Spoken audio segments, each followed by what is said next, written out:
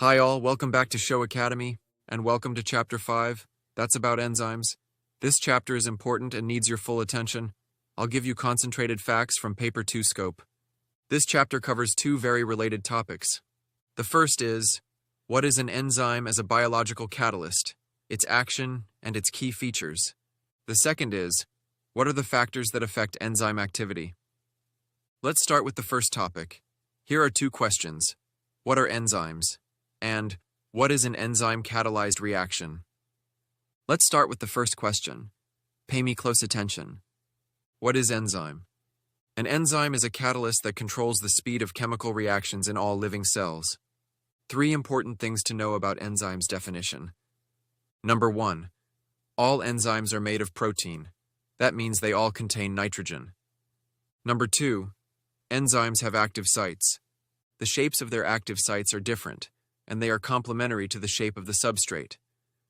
Now here are a few subpoints you must know about this. First, this feature explains the specificity of enzymes. This is a common exam question. Second, the different sequences of amino acids are what cause the differences in active site shapes. Third, be careful with the word complementary. Sometimes the question says, the active site is the same as the substrate. That's wrong. You may think same means it fits, but same actually means identical or typical, and typicals never fit. Look, this is the enzyme and this is the substrate with the same shape as the enzyme. Look, they are not fit. But here, the substrate is complementary, it is well fit, causing enzyme-substrate complex.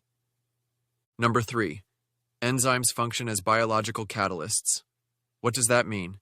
It means they increase the rate of reaction, but they are not used up during the reaction. This is very important. It comes up often in exams. For example, they may ask, what remains at the end of an enzyme-controlled reaction? If you say products only, then you didn't get the idea. You must say enzymes and products, because enzymes are still there, not consumed. Now here's one exam question I couldn't skip.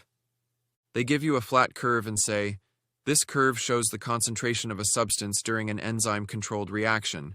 And they ask, what substance does the curve represent? Think. Substrate concentration goes down. It's used up. Product concentration goes up. It's being formed. The enzyme stays constant. It's not used or changed. This is the same concept of enzymes not being used up. Once you understand this, you'll keep getting these questions right. So, what is an enzyme-catalyzed reaction? It's a reaction where a substrate binds to an enzyme, their shapes are complementary, and the product is formed. Look at this past paper diagram. You'll see the substrate and the enzyme. They fit together. When they attach, it's called the enzyme-substrate complex. Then the products are released, and the enzyme remains unchanged. So, if they ask about X in a diagram, it's of course the enzyme-substrate complex. Not the products. The products are here. Functions of enzymes. They speed up biological reactions inside living organisms. They help break down large molecules, like amylase breaking down starch, or protease breaking down proteins.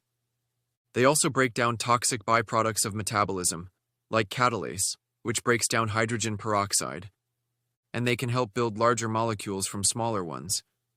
But honestly, this part rarely appears in Paper 2 exam questions.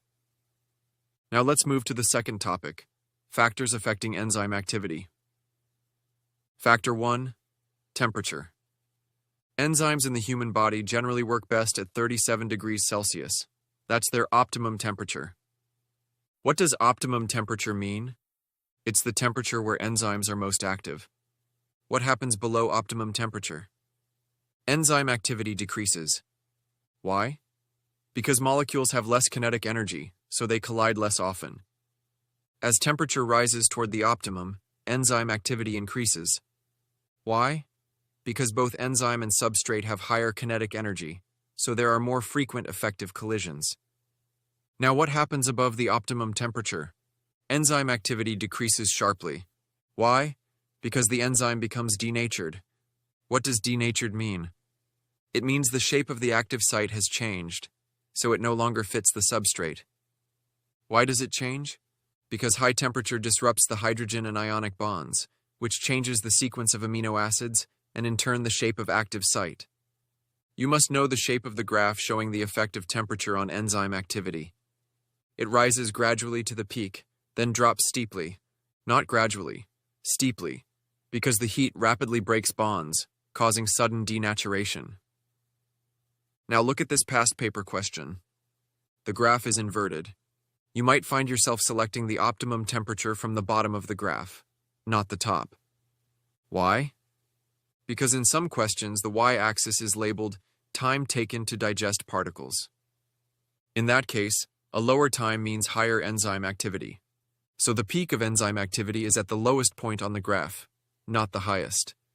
Whenever they ask about the effect of temperature on enzyme activity or rate of reaction and give you a graph, be careful with the wording of the question. Not every question is about highest enzyme activity.